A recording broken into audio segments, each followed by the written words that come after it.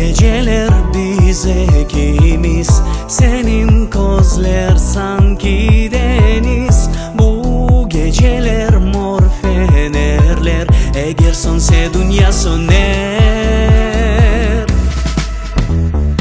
Sensiz dünyam ağır, kalbim yangıla aman ve men yüreceğim. Senin gülüşün, senin saçların görmesem de seni seveceğim. Etsi bir men seveceğim, seni men seveceğim. Etsi bir men seveceğim, seni men seveceğim.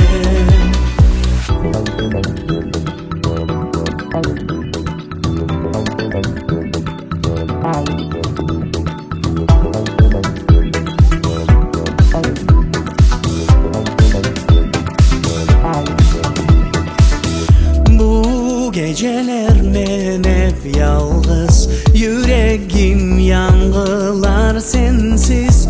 Bu geceler kara bulutlar, gözlerimden yaşlar aklar. Sensiz dünyam ağır, kalbim yangıla aman ve men yüreceğim.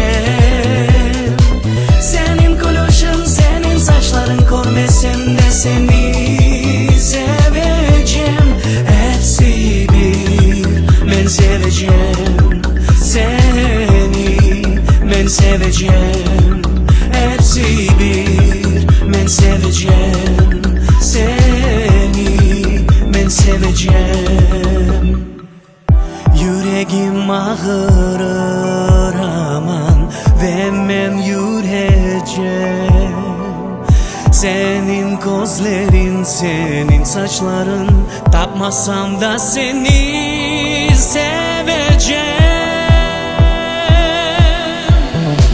Sensiz dünyam ağır, kalbim yangıla aman ve men yüreceğim.